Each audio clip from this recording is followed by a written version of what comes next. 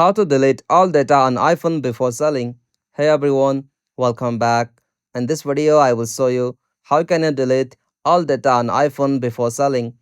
So let's get started. First, as you have to open settings on your iPhone. From settings section, you'll have to scroll down and tap on general. Now from the general section, you'll have to again scroll down and tap on transfer or reset iPhone.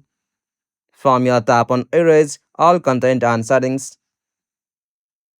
Now from here, simply tap on continue. From here, you can go with the option delete eSIM and erase data. After that, you'll be able to completely remove or delete all data on your iPhone before you are selling that. After that, you can just try to sign out your Apple account and you can sell that. If you found this video helpful, please make sure to like and subscribe for more iPhone tutorial like this.